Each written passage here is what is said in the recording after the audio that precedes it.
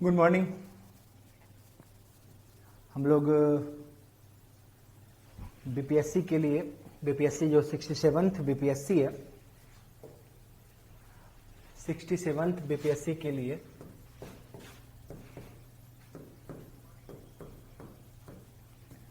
एक 60 दिनों का कोर्स लेके आए हैं, है ना। 60 डेज में हम लोग बीपीएससी के पीटी के तमाम सेक्शंस को देखेंगे और हम लोग प्रयास करेंगे कि बीपीएससी के पीटी का सारा सिलेबस हो जाए। और जहां तक बात रही क्वेश्चन में रिजल्ट होने की, तो हम लोग 130 प्लस क्वेश्चंस को अपने इस जो ऑनलाइन क्लासेस है उससे 130 प्लस क्वेश्चन सही करने का प्रयास करेंगे। और ये बिल्कुल ही किया जा सकता है, ये मैंने पहले भी पिछले प्रोमो क्लास में आपको बताया था। अगर आप लोगों ने नहीं देखा था तो कोई बात नहीं। तो हमारे पास जो जीएस का सिलेबस है प्रीलिम्स के लिए, वो है हिस्ट्री है, पॉलिटी है, इकोनॉमी है, साइंस है, ज्योग्राफी है, करंट है, बिहार है। तो एक मेजर सेक्शन है, वहां पे एक बड़ा सा सवाल यह आता है कि क्या इतने कम समय में इसको किया जा सकता है।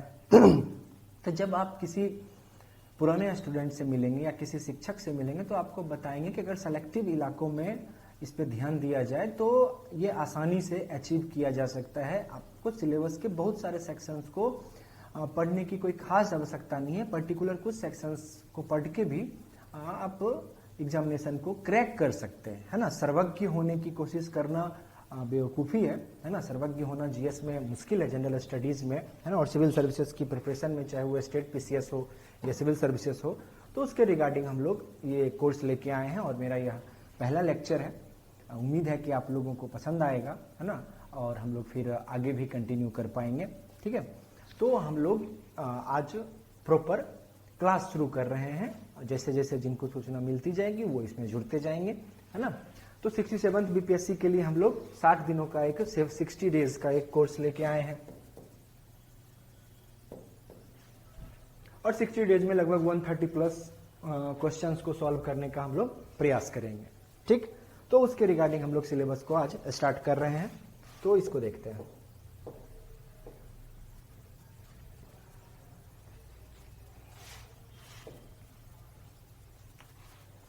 तो सिलेबस में हम लोग हिस्ट्री को देखेंगे, है ना। हिस्ट्री मेजर सेक्शन है और हिस्ट्री में भी मॉडर्न हिस्ट्री से बहुत सारा क्वेश्चन पूछता है ना। लगभग अगर बीपीएससी प्रीलिम्स में 30 क्वेश्चंस पूछे जाते हैं तो उसमें से 22 से लेके 25 तक मॉडर्न हिस्ट्री के क्वेश्चन होते हैं। 5-7 क्वेश्चन जो होता है उसमें से 4-5 क्वेश्चन एंशिएंट के होते हैं और 2-3 क्वेश्चन जो है वह मेडाइवल के होते हैं। 3 क्वेश्चन मेडाइवल के, 4 क्वेश्चन एंशिएंट के होते हैं। रेस्ट ऑफ क्वेश्चन जो होता है 22 से 25 वो मॉडर्न का होता है ना। तो बीपीएससी का जो मेजर सेक्शन है, अगर आप उसको देखते चलते हैं और आप एग्जामिनेशन को क्रैक करने की इच्छा रखते हैं तो पूरे सिलेबस पे हम लोग फिर कभी काम कर लेंगे। चूंकि अभी सर पे एग्जाम है तो आपकी सुविधा के लिए बहुत सारे ऑफलाइन के बच्चों ने कहा कि सर ऑनलाइन में आप आइए, ऑनलाइन में बहुत सारी दिक्कतें होती है बच्चों को। तो हम लोग 60 दिनों में एक कोर्स लेके आए हैं और बहुत नॉमिनल सा फी रखा गया इस कोर्स का, 2400 है ना। तो 2400 देके आप मोबीशाला का जो ऐप है उस पर आप इसको कंटिन्यू कर सकते हैं, ज्वाइन कर सकते हैं, है ना। तो उस रिगार्डिंग देखते हैं। तो हम लोग मॉडर्न हिस्ट्री पढ़ेंगे। मॉडर्न हिस्ट्री में 20 से 22 से 25 क्वेश्चन आते हैं, लेकिन हम लोग शुरुआत करेंगे एंशिएंट के इन 4 क्वेश्चन से। और एंशिएंट का जो यह 4 क्वेश्चन है मुख्य रूप से 2 चैप्टर से आ जाता है, बुद्ध और महावीर से, है ना। तो इसीलिए मैंने आज बुद्ध और महावीर का चैप्टर लिया है कि हम लोग एक एक करके बुद्ध और महावीर का चैप्टर देखेंगे। तो आते हैं, हम लोग शुरू करते हैं बौद्ध धर्म से, है ना। बौद्ध धर्म में जो बौद्ध मॉन्क होते हैं, तो बौद्ध मॉन्क 3 मंत्रों का जाप करते हैं, है ना। बुद्धम शरणम गच्छामि, संघम शरणम गच्छामि और धम्मम शरणम गच्छामि। बौद्ध धर्म में ऐसी मान्यता है कि अगर आपको बौद्ध धर्म को समझना है तो सबसे पहले बुद्ध को समझिए, है ना। सबसे पहले आप बुद्ध को समझिए। बुद्ध को जब आप समझ गए तो आप बौद्ध धर्म में दूसरे नंबर पर है संघ को समझिए, और तीसरे नंबर पर आता है बौद्ध धर्म से संबंधित जो इसका धर्म है ना, इसका जो फिलॉसफी है, इस धर्म के पूरे कॉन्सेप्ट को आपको जानना है। तो हम लोग तीनों सेक्शंस को देखेंगे कि बुद्ध को जो हमारा क्वेश्चन का एरिया है वह तो है ही, और जो हमारा सिलेबस है वो भी, दोनों पार्ट को हम लोग देखते हुए चलेंगे। तो बुद्धम शरणम गच्छामि, संघम शरणम गच्छामि और धम्मम शरणम गच्छामि। इसमें बुद्ध वाले इलाके से बहुत क्वेश्चन पूछता है। बीपीएससी की खासियत रही है कि बुद्ध वाले इलाके से ढेर सारा क्वेश्चन पूछता है।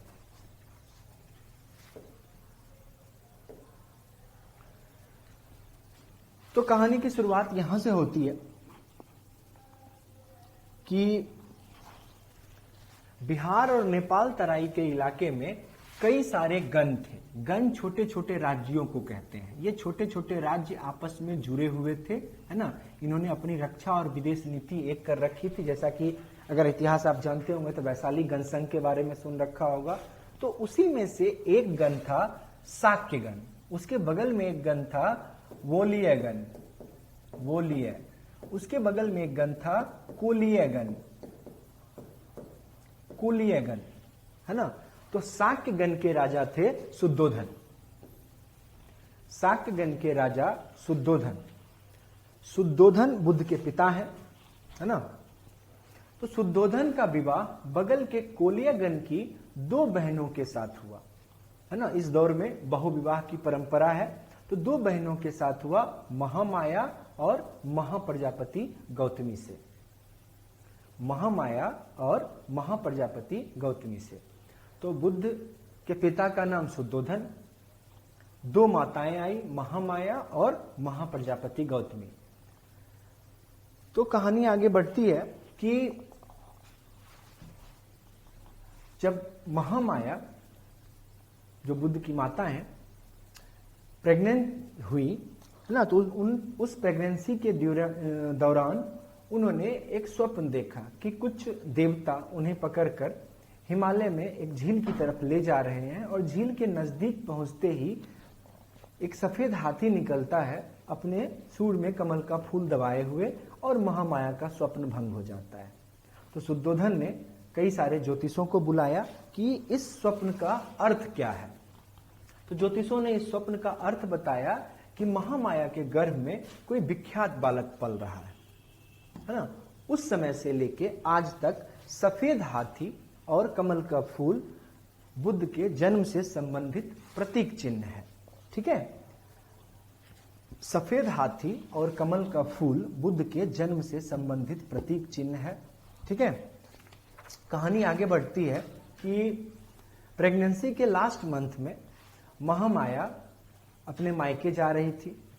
रास्ते में लुम्बिनी वन नामक जगह पर महामाया को लेबर पेन प्रारंभ हुआ, और लुम्बिनी वन में साल वृक्ष की टहनी को पकड़े हुए महामाया ने एक बालक को जन्म दिया। तो वही बालक सिद्धार्थ कहलाए, बुद्ध कहलाए। तो बुद्ध के जन्म से संबंधित 3 प्रतीक चिन्ह आए, है ना। ये आगे मैं बताऊंगा कि प्रतीक चिन्ह क्या होते हैं। सफेद हाथी, चूंकि महामाया ने वह ख्वाब देखा था, कमल का फूल, ख्वाब में सफेद हाथी और कमल का फूल दिखा था, और साल का वृक्ष। तो बुद्ध के जन्म से संबंधित 3 प्रतीक चिन्ह हुए, सफेद हाथी, कमल का फूल और साल का वृक्ष। और बुद्ध का जन्म स्थल हुआ कहां? लुम्बिनी वन। ये कपिल वस्तु जो राज्य था, है ना, ये शाक की जो गण था उसी के रेडियस में आता है ना। और कहते हैं, यह मान्यता है कि बुद्ध के जन्म के बाद महामाया गुजर गई। तो बुद्ध का पालन पोषण उनकी बीमाता या मौसी महाप्रजापति गौतमी ने किया। तो गौतमी द्वारा पालित बालक ही भविष्य में बुद्ध ये गौतम कहलाए। ठीक है, तो महामाया माता का नाम, पिता का नाम शुद्धोधन, महाप्रजापति गौतमी के द्वारा पालित बालक गौतम कहलाया। मूल नाम सिद्धार्थ, जन्म स्थान लुम्बिनी वन, जन्म से संबंधित प्रतीक चिन्ह सफेद हाथी, कमल का फूल और साल का वृक्ष। किस राज्य से थे? तो शाक्य गण से थे, और शाक्य का हेडक्वार्टर कपिल वस्तु है ना। अब पुत्र के जन्म के बाद शुद्धोधन ने उसके भविष्य को जानने के लिए कई सारे ज्योतिषों को बुलाया। तो सबसे पहले ज्योतिष के रूप में कालदेवल आए। कालदेवल बुद्ध को देखे, उनको प्रणाम किए और फिर रोने लगे और फिर हंसने लगे और बोले मैं इनका स्पष्ट भविष्य नहीं बता सकता। ठीक है, तो बुद्ध के पहले ज्योतिष का नाम है कालदेवल। कालदेवल।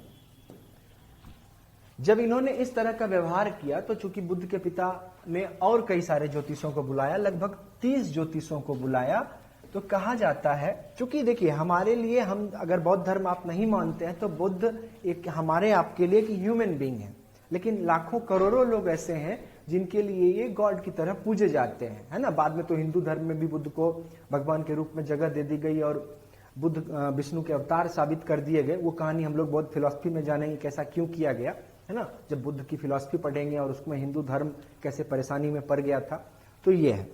तो 30 ज्योतिषों को बुलाया गया। तो 30 ज्योतिषों में से लगभग 29 ज्योतिषों ने कहा कि या तो यह बहुत बड़ा राजा बनेगा, किंग बनेगा, नहीं तो यह सन्यासी बनेगा।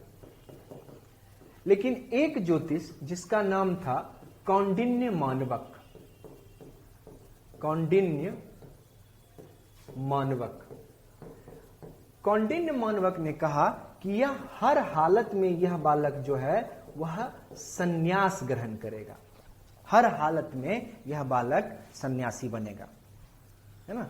तो शुद्धोधन ने उनसे पूछा कि यह कैसे होगा, कब होगा, तो इन्हें बताया कि जब यह 4 महान चिन्हों को देख लेगा। किसको? मृत, रोगी, वृद्ध और सन्यासी। ये 4 बौद्ध धर्म से संबंधित महान चिन्ह हैं, वृद्ध, मृत, रोगी, वृद्ध और सन्यासी। बौद्ध धर्म में इसकी बहुत मान्यता है ना। तो बुद्ध के पहले भविष्यवक्ता कौन हुए? कालदेवल। लेकिन बुद्ध का स्पष्ट भविष्य बताने वाले कौन हुए? कौंडिन्य मानवक। ये सारा क्वेश्चन बीपीएससी में पूछा हुआ है ना। मैं जो कुछ भी बोलूंगा या जो कुछ भी लिखा जाएगा उसका सीधा सीधा संबंध एग्जामिनेशन से है ना, क्योंकि हमें एक कम समय में सारी चीजों को कवर करना है। तो स्पष्ट ज्योतिष भविष्य बताने वाले कौंडिन्य मानवक हुए, है ना। बौद्ध धर्म से संबंधित 4 महान चिन्ह क्या? तो वृद्ध, रोगी, मृत और सन्यासी। अच्छा, ये सीक्वेंस उल्टा पुल्टा हो गया। वृद्ध, रोगी, मृत, फिर सन्यासी। ये बौद्ध धर्म से संबंधित 4 महान चिन्ह हो गए, है ना। तो शुद्धोधन ने यह घोषणा करवा दी कि सिद्धार्थ के सामने ऐसा कुछ भी ना लाया जाए। अब यहां पे कुछ डाटा जो है हम लोग कलेक्ट कर लेते हैं। तो सबसे पहले यहां पे हो गया सफेद हाथी, बुद्ध के जन्म से संबंधित प्रतीक चिन्ह, जन्म से। दूसरा हो गया कमल का फूल। तीसरा हो गया साल वृक्ष, साल का वृक्ष, है ना। पिताजी का नाम शुद्धोधन, जैसा कि हम लोगों ने पहले देखा था, राइट। अच्छा,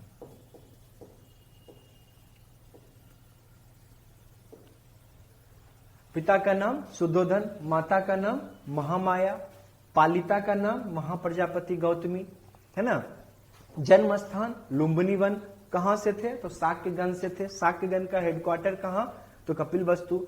जन्म से संबंधित प्रतीक चिन्ह क्या? तो सफेद हाथी, कमल का फूल और साल का वृक्ष। तो जन्म से संबंधित प्रतीक चिन्ह हो गया सफेद हाथी, कमल का फूल और साल का वृक्ष। बुद्ध से संबंधित व्यक्ति अभी तक जो हमें प्राप्त हुए हैं उसके बारे में जान लेते हैं। तो एक तो हो गए शुद्धोधन, उसके बाद महामाया,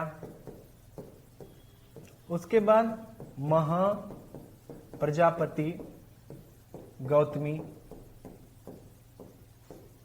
है ना। पहले भविष्य बताने वाले कालदेवल,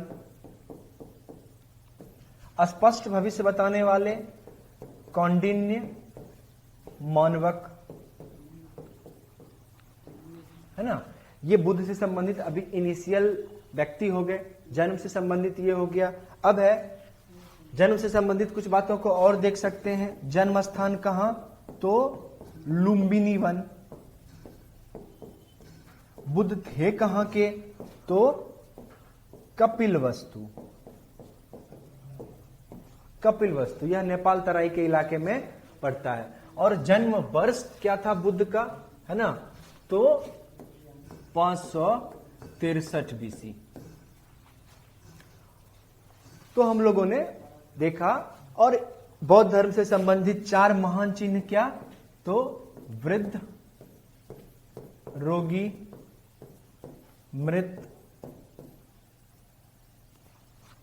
मृत और सन्यासी। यह बौद्ध धर्म से संबंधित 4 महान चिन्ह हो गए, वृद्ध, रोगी, मृत और सन्यासी। ये सारा का सारा डाटा है ना, सीधे सीधे उठा के पूछ देता है। तो जो कोई भी है देख रहे हैं तो ये आपके मेमोराइज होना चाहिए। तो शुद्धोधन का विवाह 2 महिला से हुआ, दोनों बहनें थी, महामाया, महाप्रजापति गौतमी।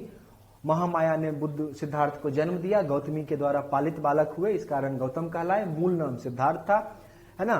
पहले भविष्य बताने वाले कालदेवल हैं, स्पष्ट रूप से भविष्य बताने वाला कौंडिन्य मानवक है। उन्होंने कहा वृद्ध, रोगी, मृत, सन्यासी। जब 4 इन चीजों को यह देख लेगा तो यह व्यक्ति सन्यास ग्रहण करेगा। तो शुद्धोधन ने घोषणा करवा दी कि सिद्धार्थ के सामने इन 4 चिन्हों को नहीं लाया जाए। अब चूंकि देखिए, अब बौद्ध धर्म से संबंधित जो भी फैक्ट है, जो भी डाटा है, वो भारत में उपलब्ध नहीं था, है ना। आधुनिक काल में जब हमें बुद्ध का इतिहास बनाना था तो हम लोगों ने चीनी स्रोतों से सहायता ली, तिब्बती स्रोतों से सहायता ली, श्रीलंकाई स्रोतों से सहायता ली, है ना। और उनसे हम लोगों ने बुद्ध का इतिहास बनाया। तो बुद्ध का इतिहास बनाने के दौरान या बुद्ध पढ़ने के दौरान आपको इस बात का ख्याल रखना चाहिए कि आप इन्हें मानव की कैटेगरी में, जैसे राजवंशों की कहानी पढ़ते हैं, आप उस स्वरूप में इसको नहीं पढ़ सकते हैं, है ना। लेकिन चूंकि इतिहास के सिलेबस में भगवान को भी नहीं पढ़ना है, तो उस परिस्थिति में बुद्ध को तो पढ़ा ही नहीं जाना चाहिए। तो यहाँ पे क्या किया गया है इतिहास में कि बुद्ध को मानव और भगवान के बीच में एक जगह दी गई है, महामानव के रूप में पढ़ा जाता है ना। तो कुछ बातें जो होगी वो अतिशयोक्ति भी हो सकती हैं, है ना। उस बाहर से देखने में, चूंकि जो हम लोग बौद्ध धर्म के फॉलोअर्स नहीं है, तो हमें लग सकता है कि थोड़ा सा ओवर है। तो चूंकि ये करोड़ों के देवता भी हैं तो ये चलेगा, इतना चलता है। तो बुद्ध को हम लोग महामानव के रूप में पढ़ेंगे। तो सिद्धार्थ के बारे में कह दिया गया कि ये 4 महान चिन्हों को देख लेगा तो सिद्धार्थ जो है वह सन्यास को ग्रहण कर लेगा। तो शुद्धोधन के द्वारा कह दिया गया कि इन 4 महान, ये जो 4 चीजें हैं ये सिद्धार्थ के सामने ना लाई जाए। ऋतुओं के अनुसार महल बना दिए गए। सिद्धार्थ का लालन पालन कपिलवस्तु में ही होने लगा, है ना। और 16 वर्ष की उम्र में सिद्धार्थ का विवाह यशोधरा से कर दिया गया।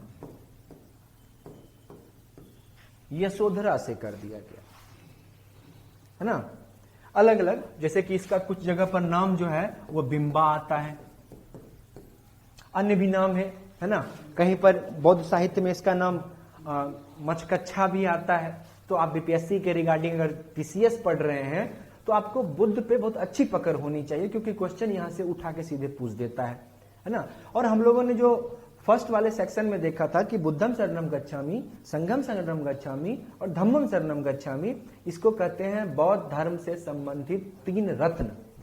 कहा गया है कि त्रिरत्न को जो मानता है वही बुद्धिस्ट है, वही बौद्ध धर्म का सही फॉलोअर है। 3 रत्न है, बुद्ध को जानिए, संघ को जानिए, फिर धम्म को जानिए। ठीक है।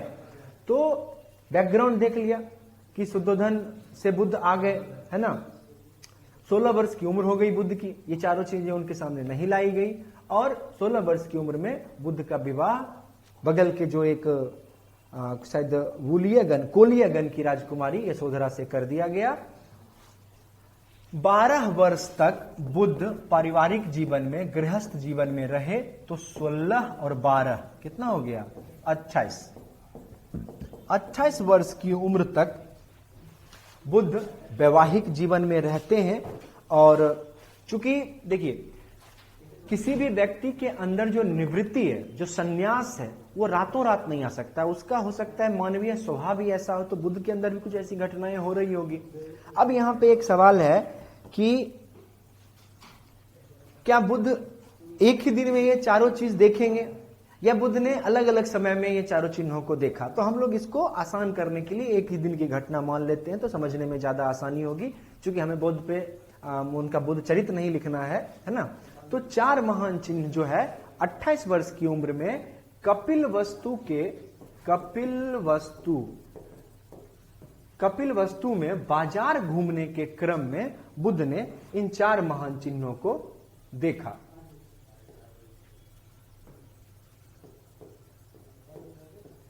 चार महान चिन्हों को देखा। क्या देखा? सबसे पहले बुद्ध ने देखा एक वृद्ध को। उन्हें लगा कि यह जीवन की कौन सी ऐसी दशा है कि कोई व्यक्ति इतना असहाय हो जाता है। उन्होंने अपने सेवक से पूछा, तो उन्होंने कहा सर यह वृद्ध है ना। हर व्यक्ति जीवन के एक सर्टेन समय के बाद वृद्ध हो जाता है। उसके बाद आगे बढ़ते हुए बुद्ध की मुलाकात एक रोगी से हुई। तो बुद्ध ने यह जानने का प्रयास किया कि इसकी तो उम्र भी नहीं है, फिर ये इतना कमजोर क्यों है। तो पता चला कि सर यह रोगी है ना। और बुद्ध का मन उद्विग्न होने लगा। यह बौद्ध साहित्यों में शब्द का इस्तेमाल किया गया है कि बुद्ध का मन जो है उद्विग्न होने लगा, है ना। वो सोच में पड़ गए कि जीवन की ऐसी कौन सी दशा है कि कोई व्यक्ति वृद्धावस्था में न होते हुए भी इतना कमजोर हो जाता है। फिर बुद्ध को उसी दिन आगे बढ़ते हुए वृद्ध रोगी हो गया। उन्होंने एक मृत व्यक्ति को देखा, तो उन्हें लगा यह क्या है। तो पता चला कि सर यह मृत है, हर व्यक्ति एक सर्टेन टाइम के बाद मर जाता है। बुद्ध और परेशान होने लगे कि जब जीवन में सबको मर ही जाना है तो फिर जीवन का मूल क्या है। फिर उन्होंने एक सन्यासी को देखा जो गाना गुनगुनाते हुए आ रहा था। तो बुद्ध को लगा कि यह कौन है जो इतना खुश है ना, इतना मुस्कुरा रहा है। तो किसी ने कहा कि सर यह सन्यासी है ना, यह गृहस्थ जीवन का त्याग कर चुका है। तो बुद्ध के मन में निवृत्ति का भाव जग गया कि अब हम गृह त्याग करेंगे, संन्यास ग्रहण करेंगे और जीवन को जानने का प्रयास करेंगे कि इस जीवन की घटनाएं क्या क्या हैं, जीवन क्या है ना। तो इस भाव से बुद्ध कपिलवस्तु के बाजार में घूम रहे थे और घूमने के दौरान है ना एक घटना हुई जिसे कहते हैं पाली में कृसा गौतमी के उद्यान। उल्लास भरे सेंटेंस को उद्यान कहते हैं। मैं ऑफलाइन में थोड़ा सा इसको ज्यादा लाइट मोड में पढ़ाता हूं, फनी करके, क्योंकि ऑनलाइन में क्या होता है ना कि मेरा आपका इंटरेक्शन अभी शून्य है, तो मुझे नहीं पता कि आप कौन हैं और किस बात को किस भाव में लेंगे। तो इसलिए मैं सिर्फ सिलेबस पे ही फोकस रहूंगा। और चूंकि हमारी आपकी पहली मुलाकात है तो उस परिस्थिति में मैं थोड़ा सा भी गंभीरता को बरकरार रखूंगा। लेकिन आप यकीन रखें, आप जो मुझसे पढ़ रखा है उन्हें पता है कि आपको समझाने के हर वो तरीके मुझे पता है जो आप समझना चाहते हैं। हर तरीके से मैं आपको हर सब्जेक्ट को समझा सकता हूं। और यह ऐसा नहीं है कि रातों रात मुझे बुद्ध की तरह जो है बौद्धत्व की प्राप्ति हुई और मैं आपके सामने आ गया। एक लंबा इतिहास है, एक पढ़ाने की लंबी श्रृंखला है ना। उसके बाद यह कॉन्फिडेंस आया है कि नहीं ये वर्क करता है ना। मैं सेल्फ डाउट पे बिलीव करता हूं कि आदमी को अपना आत्म मूल्यांकन करते रहना चाहिए, है ना। तो कृष्णा गौतमी के उल्लास भरे वाक्य, इसमें बुद्ध जब इस निवृत्ति वाले भाव को मन में लेके, वृद्ध रोगी मृत और सन्यासी को देखने के बाद निवृत्ति वाले भाव को मन में लेके जब कपिलवस्तु के बाजार में घूम रहे थे, तो एक महिला कृष्णा गौतमी जो वहां के सेठ की पुत्री थी, उसने बुद्ध को देख के कुछ उल्लास भरे वाक्य कहे। क्या कहा? तो बुद्ध कृष्णा गौतमी ने कहा कि धन्य होगी वह मां जिसने इसको जन्म दिया, धन्य होगा वह पिता जिसका यह पुत्र है ना, और धन्य होगी वह स्त्री जिसका यह पति है। इसके चेहरे पे कैसी शांति है, इसे देख के मन शांत हो जाता है। अगर हम और आप होते एक आम इंसान, तो हो सकता है लगता कि भाई इस महिला के साथ भी अब अफेयर चलाना है या विवाह करना है ना। लेकिन बुद्ध एक मॉन्क है ना, एक महान महामानव है। तो बुद्ध के मन में एक सवाल आया कि अगर इस महिला को मेरे चेहरे से इतनी शांति प्राप्ति हो रही है तो इस संसार को कितनी शांति प्राप्त होगी। और कहते हैं कि कृष्णा गौतमी के उल्लास भरे वाक्य के कारण बुद्ध ने यह निश्चित किया कि अब मैं गृह त्याग करूंगा, चाहे जो हो जाए, है ना। बुद्ध के जीवन में या हमारे आपके जीवन में भी ये घटनाएं होती है कि महिलाएं जीवन को परिवर्तित कर देती है। चाहे आप उनसे नफरत करें, जैसे कि आया था वो मेरे शादी में जरूर आना, ठुकरा के मेरा प्यार मेरा इंतकाम देखेगी, है ना, तो वो वाला सीन हो गया। या मान लीजिए आप आईएएस बन जाते हैं, ये अलग है ना। तो यह जो भाव है, तो बुद्ध के जीवन में पहली महिला आई कृषा गौतमी, आगे बुद्ध के जीवन में एक और महिला आएगी सुजाता, जिसके बाद बौद्धत्व ज्ञान बुद्ध को प्राप्त हो जाएगा। तो कृषा गौतमी के उल्लास भरे वाक्य को सुनकर बुद्ध ने यह तय किया कि वह संन्यास ग्रहण करेंगे, चाहे जो हो जाए, और गृह त्याग करेंगे और इस जीवन के मूल तत्वों को खोजने का प्रयास करेंगे, है ना। अब इन सारी घटनाओं के बीच देखिए, आप एक बात को समझिए, हर सब्जेक्ट को पढ़ने का एक अपना टेम्परामेंट है, हर व्यक्ति को समझने का एक अपना हर व्यक्ति का अपना एक स्वभाव होता है। अगर आप इतिहास पढ़ रहे हैं, है ना, तो इतिहास पढ़ा जाता है कहानियों से, डाटा से नहीं। कहानियों के साथ डाटा अटैच होता है ना। ज्योग्राफी पढ़ा जाता है थ्योरीज से, इकोनॉमिक्स पढ़ा जाता है रिलेवेंट एग्जाम्पल से, जो आज के एग्जाम्पल्स हैं कि मान लीजिए महंगाई है तो वो कैसे है, महंगाई कहते किसको है ना। पॉलिटी पढ़ा जाता है एग्जाम्पल क्रिएट करके, कभी राष्ट्रपति शासन लगा दें तो क्या होगा, है ना, किस धारा के तहत, किस एक्ट के तहत राष्ट्रपति शासन लगेगा, वो आर्टिकल कौन सा होगा, आपके फंडामेंटल राइट्स में अभी बोलने की आजादी पे बैन कर दें, है ना। साइंस पढ़ा जाता है थ्योरी के फैक्ट से। तो हर सब्जेक्ट का अलग अलग टेम्परामेंट है। अगर मैं अभी आपको हिस्ट्री पढ़ा रहा हूं तो आप अगर हो सकता है मुझे नहीं जानते हैं, या जो बच्चे नए होंगे उनको लग रहा होगा अरे ये तो कहानी सुना रहे हैं। तो इतिहास पढ़ा ही जाता है कहानियों से। आपके पास एक लाइन के डाटा के लिए अगर 10 लाइन की कहानियां हैं तो वो डाटा कहीं नहीं जाएगा। आप इसको इस एग्जांपल से समझ सकते हैं कि बचपन में आप अगर कुछ भी सीखे होंगे तो कितना मुश्किल रहा होगा उसको मेमोराइज करना उस दौर में, लेकिन जब वह एक बार मेमोराइज हो गया तो उसको भूलना लगभग असंभव है। उसी तरह से जब हम लोग शुरुआती रूप से सब्जेक्ट से इंटरेक्ट कर रहे हैं तो हमारे पास उस सब्जेक्ट को लेके कहानियां होनी चाहिए, है ना। हिस्ट्री कहानियों से पढ़ा जाता है, फिर उसमें डाटा अटैच हो जाता है कि माता का क्या नाम था, जन्म कहां हुआ, जन्म से संबंधित प्रतीक चिन्ह क्या था, पत्नी का क्या नाम था, बौद्ध धर्म से संबंधित 4 महान चिन्ह क्या है। तो ये सारी चीजें हैं। तो बुद्ध के मन में वो कृषा गौतमी वाले संवाद के बाद एक निवृत्ति का भाव जगा और यह सूचना शुद्धोधन को भी प्राप्त हुई कि बेटा आपका बौर आ गया। शुद्धोधन ने नृत्य और गाने का प्रबंध किया, है ना। बुद्ध के तमाम दोस्तों को बुलाया गया कि भाई आज पूरे रात जो है वो नृत्य किया जाएगा, और तमाम नर्तकियों को बुलाया गया और राज दरबार में नृत्य का आयोजन किया गया। कहते हैं कि बुद्ध वज्रासन की मुद्रा में बैठ गए। मैंने आपको पहले भी कहा था कि हो सकता है ये एक दिन की घटना है, या हो सकता है ये कई दिनों की घटनाओं की एक श्रृंखला हो, लेकिन इसको चूंकि हमें बुद्धिस्ट पे पीएचडी नहीं करना है, हमें अपने एग्जाम पे फोकस रहना है और हमारा डाटा जो है उसको निकालना है, तो हम लोगों ने उसे कंपाइल करके एक दिन में कर दिया कि यह एक ही दिन में हुआ था, है ना।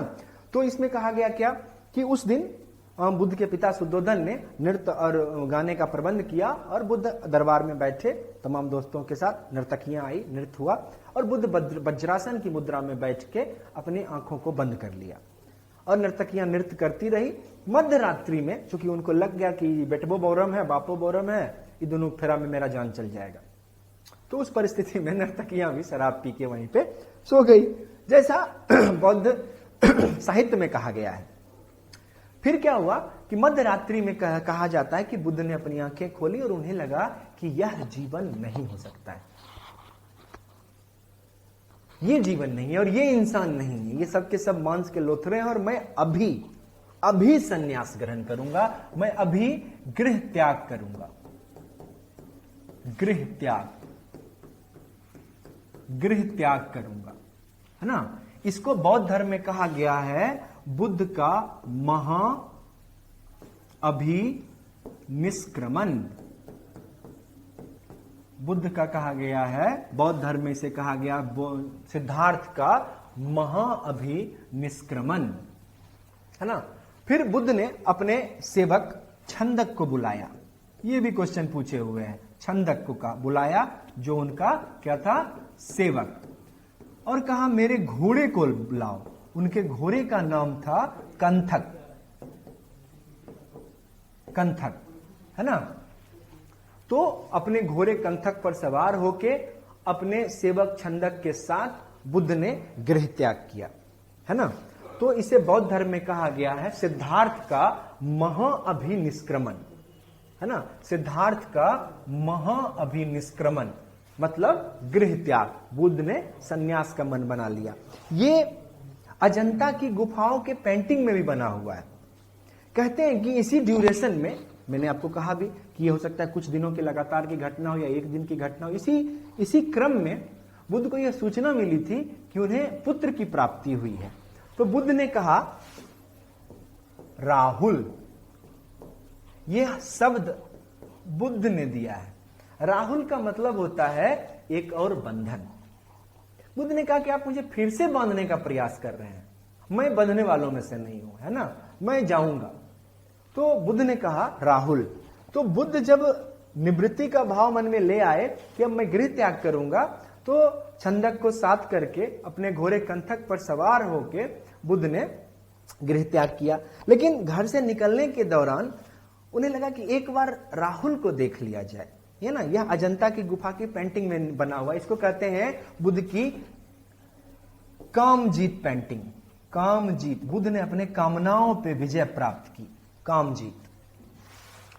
तो बुद्ध घर से निकल रहे हैं, एक पैर घर के बाहर है, राहुल को देखने के लिए मुड़े हुए हैं और यशोधरा का हाथ राहुल के चेहरे पे है, चेहरा ढका हुआ है और बुद्ध देख नहीं पाते हैं, है ना। और बुद्ध ने उस पे इच्छा पे विजय प्राप्त की और उन्होंने गृह त्याग कर दिया।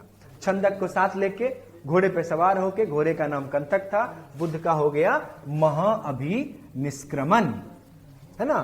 तो बौद्ध धर्म में सन्यास लेने या गृह त्याग से संबंधित प्रतीक चिन्ह हो गया क्या, घोड़ा, है ना। तो हमने देखा कि सफेद हाथी, कमल का फूल जन्म से, है ना, साल का वृक्ष जन्म से प्रतीक चिन्ह हो गया। बौद्ध धर्म के 4 महान चिन्ह हो गए, वृद्ध, रोगी, मृत और सन्यासी। गृह त्याग का प्रतीक चिन्ह हो गया क्या, घोड़ा, है ना। तो बुद्ध गृह त्याग कर देते हैं और अनोमा नदी के तट पर, अनोमा नदी यह अभी गोरखपुर में बहती है। अनोमा नदी के तट पर, है ना, जिसे अभी ओमी नदी कहते हैं, बुद्ध ने अपने सारे राजसी वस्त्र का त्याग कर दिया, छंदक को दे दिया कि तुम अब यहां से चले जाओ और सबको जाके कह देना कि अब सिद्धार्थ की प्रवज्या प्रारंभ हो गई। सिद्धार्थ ने सन्यास ले लिया। छंदक ने बहुत समझाने का प्रयास किया क्योंकि उसको पता था कि जो शुद्धोधन कूट देगा इसको, तो छंदक वापस हो गया, है ना। तो यहां अनोमा नदी के तट पर बुद्ध ने सन्यास की घोषणा कर दी। ठीक है, अब है यह जो बुद्ध का संघर्ष का दौर चला, यह जीवन के 29वें वर्ष से लेके 35वें वर्ष तक। सवाल है कि इस पूरे क्रम में बुद्ध क्या ढूंढने का प्रयास कर रहे थे। बुद्ध को जानना था जीवन के बारे में,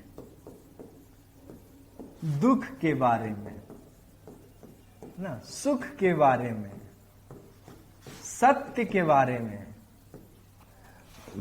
आत्मा के बारे में, मोक्ष के बारे में। हर वो चीज जो जीवन से संबंधित होती है, बुद्ध को यह जानना था। जीवन के सच का सार ढूंढने का प्रयास बुद्ध कर रहे थे। तो यह जो क्रम है, जीवन के 29वें वर्ष से लेके बुद्ध के महान सत्य की खोज प्रारंभ हो गई। जीवन के 35वें वर्ष तक बुद्ध इस संघर्ष में उलझे रहे। राइट।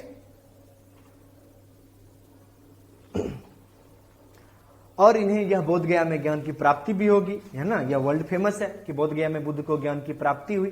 तो बुद्ध सब जानना चाहते हैं कि कोई इंसान अगर दुखी है तो क्यों दुखी है, कोई सुखी है तो क्यों सुखी है ना। मृत्यु क्या है, मोक्ष क्या है, अमरता क्या है ना, देवता है क्या, है ना, कर्मकांड से क्या फायदा होता है। क्योंकि आप इस बात को अगर जानेंगे, है ना, हमारे पास और समय होता, अगर मान लीजिए हम लोग बृहत्तर स्केल पे इस सिलेबस को देखते, जो कि मैं अगले 68th वाले में करूंगा, तो हम लोग जानेंगे कि वैदिक धर्म,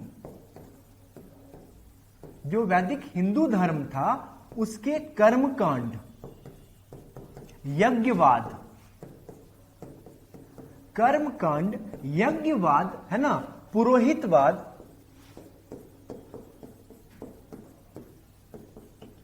देवतावाद, इन तमाम जो अव्यवस्थाएं इस धर्म ने पैदा कर रखी थी उस दौर में, इसके खिलाफ बुद्ध और महावीर के दौर में 63 धार्मिक आंदोलनों का उभरना हुआ। 63 है ना, मूवमेंट्स का उभरना हुआ, जिसमें से हम लोग 2 पढ़ते हैं। इसी दौर के चारवाक हैं, इसी दौर के अजीत केस कमलिन है, इसी दौर के मखाली गोसाल है, इसी दौर के संजय बेलट्ठी पुत्र हैं, है ना, इसी दौर के महावीर स्वामी हैं, और इसी दौर में बुद्ध है। ऐसा नहीं है कि यह जो धार्मिक सामाजिक रेवोल्यूशन चल रहा था इस दौर में, सिर्फ अकेले बुद्ध इस दिशा में सोच रहे थे।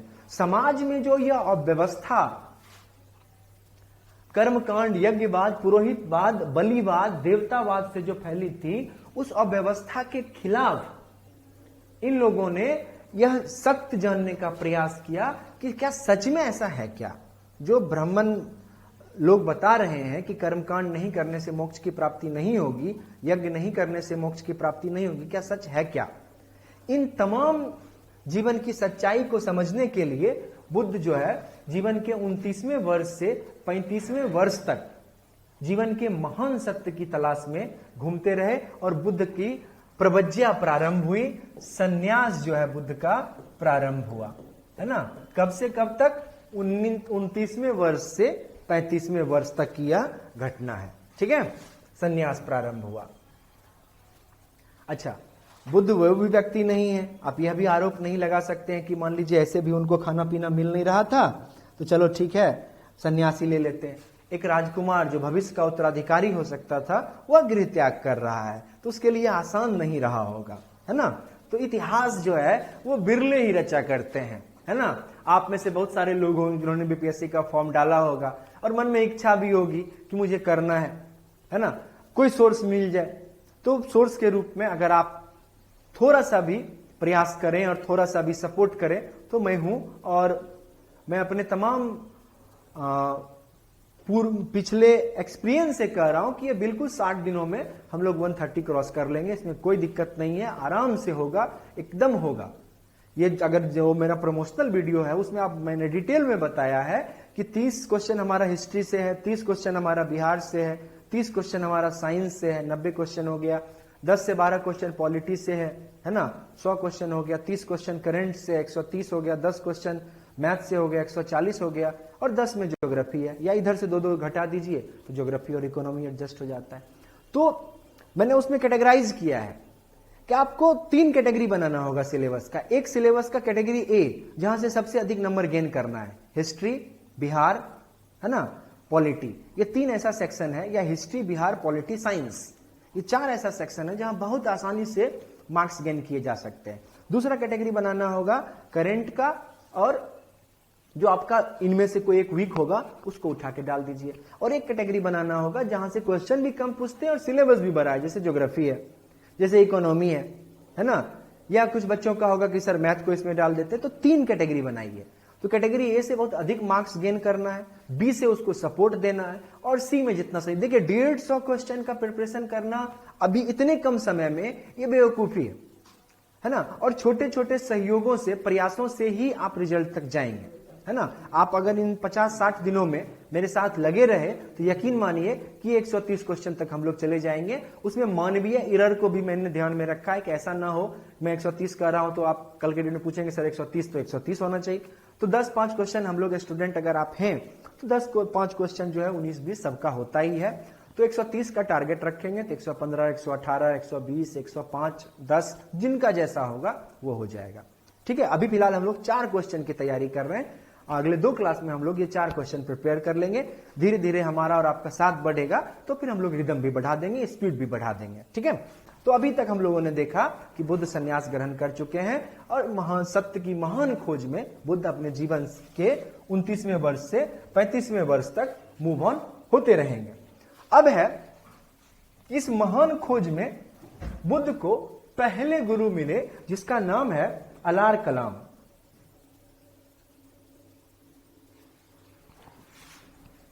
अलार कलाम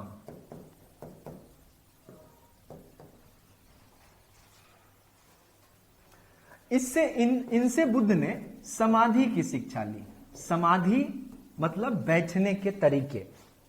ये क्वेश्चन भी पूछे हुए हैं। हम लोग आउट ऑफ द सिलेबस एक सेंटेंस बात नहीं करेंगे, है ना, क्योंकि आपका भी समय प्रीसियस है और मेरा भी समय प्रीसियस है ना। मैं भी किसी अन्य कार्य में यहां बैठ के हम लोग आपस में जो है फनी वीडियोस नहीं बना रहे हैं, है ना, एक सीरियस नोट पे काम हो रहा है।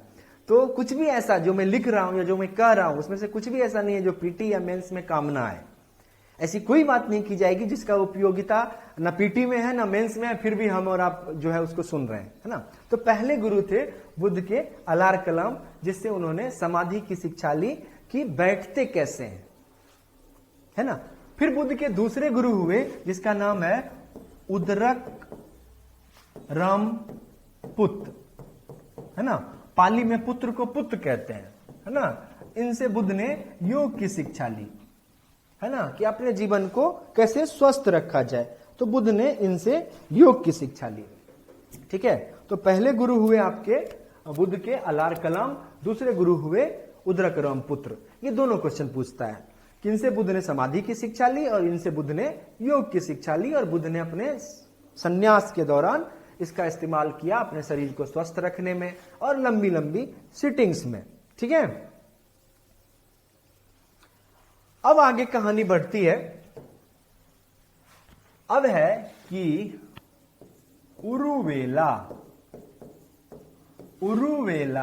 ये गया या ऑब्लिक कर दीजिए बौद्ध गया का एंशिएंट नाम है ना। जैसे राजगीर का एंशिएंट नाम क्या था, गिरिव्रज, उसी तरह से उरुवेला गया या बौद्ध गया का एंशिएंट नाम है। तो उरुवेला में बुद्ध की मुलाकात 5 दोस्तों से हुई और बुद्ध इन्हीं 5 के साथ तपस्या करने लगे और ज्ञान की प्राप्ति की खोज में लगे रहे। लेकिन एक सर्टेन टाइम के बाद बुद्ध को लगा कि इनके साथ ज्ञान की प्राप्ति नहीं की जा सकती है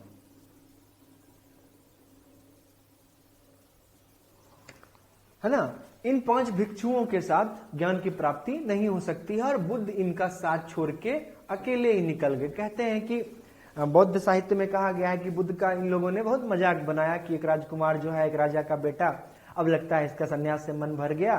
तो ये ऐसा आपके जीवन में भी कई बार होगा जब अपने ग्रुप को छोड़ के, चूंकि आप सीरियस नोट पे जा रहे हैं, अपने समय को वहां ना दे के कहीं और देंगे जहां रचनात्मक कार्य हो रहा है, तो वहां आपको बहुत सारी बातें सुनने को मिल सकती है। तो आगे जो है बुद्ध ने इनका साथ छोड़ दिया। बुद्ध ने अपने कहानी में स्वयं बताया है कि मैं सर्दियों में भी जब समाधिस्थ होता था तो सर्दियों में भी पसीने आ जाते थे, है ना। तो आगे बुद्ध जो है मतलब इतनी लंबे लंबे तप किया करते थे। तो उरुवेला में भी इनका साथ छोड़ने के आफ्टर सम टाइम, है ना, कुछ दिन, 6 महीने हो सकता है, साल भर हो सकता है, तो बुद्ध निरंजना नदी के तट पर, निरंजना नदी के तट पर बोध गया में ही, है ना, सुजाता इन्होंने बुद्ध को खीर खिलाया था। सुजाता द्वारा खीर खाकर पीपल वृक्ष के नीचे, है ना, सुजाता द्वारा खीर ग्रहण करके पीपल वृक्ष के नीचे उम्र के 35वें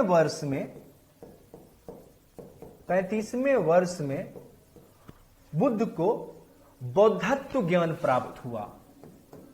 बौद्धत्व, है ना, यह जो सिद्धार्थ हुआ करते थे अब वह बुद्ध हो गए।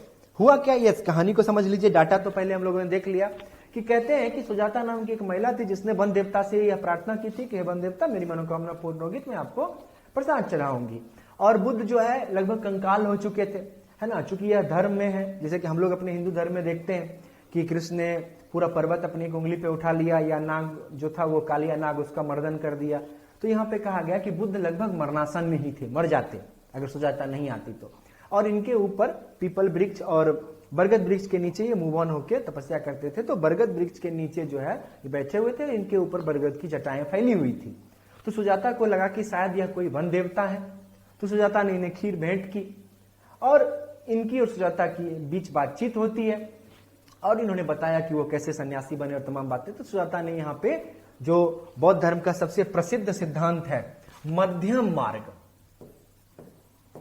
मध्यम मार्ग बताया, वो जो आप जानते भी होंगे। सुजाता ने कहा क्या, बीने की तार को इतना मत कसो कि वह टूट जाए और इतना भी ढीला मत छोड़ो कि उससे कोई आवाज ही ना निकले, है ना। तो बुद्ध ने वहां से मध्यम मार्ग का कॉन्सेप्ट पकड़ा और मध्यम मार्ग बौद्ध धर्म की सबसे बड़ी यूएसपी है ना। अतिवाद का बुद्ध ने हर जगह विरोध किया है, कहीं अतिवाद नहीं।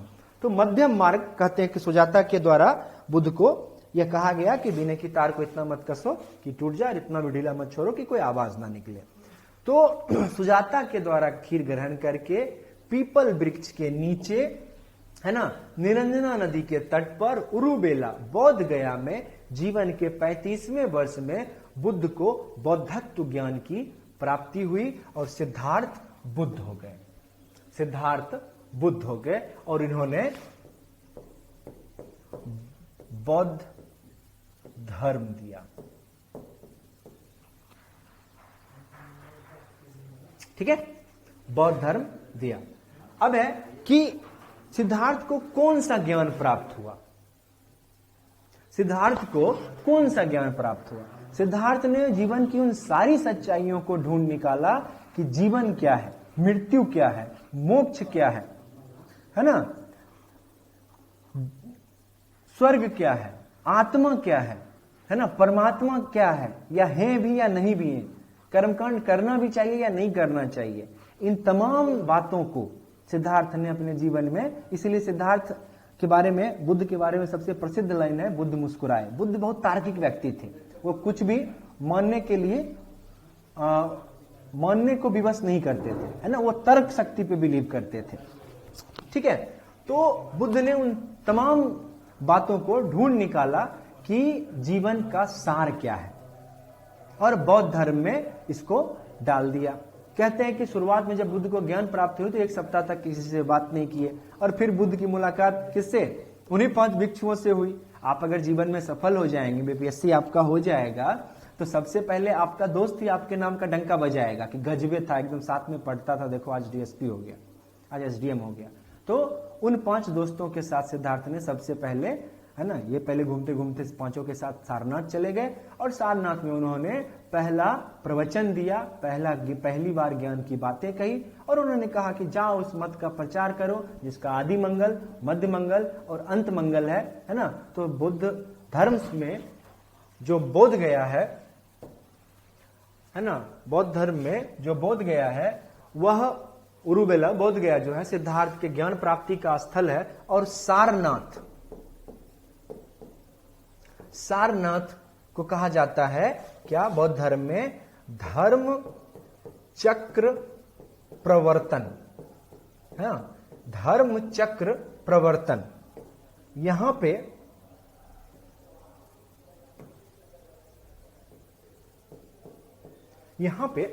सिद्धार्थ ने बौद्ध धर्म को जन्म दिया, बौद्ध संघ को जन्म दिया। तो सारनाथ बौद्ध धर्म का जन्म स्थल है, इससे संबंधित प्रतीक चिन्ह है चक्र, है ना, और ज्ञान से संबंधित प्रतीक चिन्ह है पीपल का वृक्ष, है ना, जिसे बोधि वृक्ष भी आप जानते हैं। तो हमारे पास एक लंबी लिस्ट आ गई क्या, कि बुद्ध के पिता का नाम शुद्धोधन, माता का नाम महामाया, महाप्रजापति गौतमी, जन्म स्थल लुम्बिनी वन, है ना, कहां के, तो कपिल वस्तु में के बुद्ध है ना, मूल नाम सिद्धार्थ, गौतमी के द्वारा पालित इसीलिए नाम गौतम। गृह छोड़ने का प्रतीक चिन्ह क्या, घोड़ा। बौद्ध धर्म से संबंधित 4 महान चिन्ह क्या, वृद्ध, रोगी, मृत और सन्यासी, है ना। उसके बाद पहले ज्ञात गुरु उद्रक रामपुत्र, दूसरे ज्ञात गुरु क्या, अलार कलाम, अच्छा पहले वाले अलार कलाम, दूसरे वाले उद्रक रामपुत्र।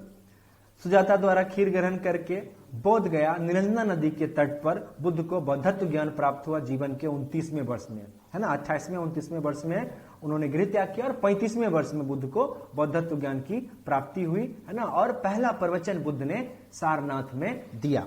तो बुद्ध के जन्म से संबंधित सारी कौंडिन्य, मानवक, काल देवल सारी कहानी हम लोगों ने देख ली, ठीक है।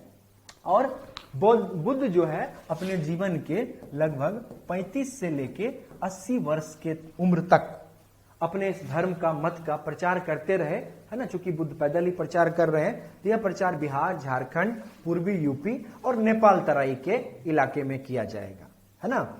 इन इलाकों में बुद्ध के द्वारा प्रचार प्रसार किया जाता रहा, है ना। और अब आता है कि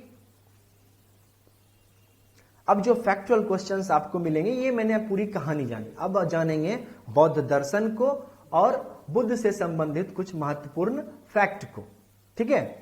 तो वो हम लोग कल के क्लास में या नेक्स्ट क्लास में इसको हैंडल कर लेंगे। आज के लिए इतना ही सफिशिएंट रहेगा, क्योंकि बहुत ज्यादा डाटा होने पे फिर वो पढ़ने पढ़ाने में कोई खास मजा नहीं आता है। तो कल के क्लास में हम लोग बुद्ध के व्यक्तिगत जीवन से संबंधित उसके नाम, उनके नाम क्या क्या थे, या बौद्ध दर्शन में क्या कहा गया है, कार्यकरण सिद्धांत क्या है, प्रत्युत समुत्पादवाद क्या है, बुद्ध का दुखवाद का सिद्धांत क्या है, बुद्ध का अष्टांगिक मार्ग क्या कहता है, जो क्वेश्चन का एरिया हो सकता है ना, उन सबको कवर करने का प्रयास करेंगे। आई होप आप सबको पसंद आया हो। चलिए, थैंक यू।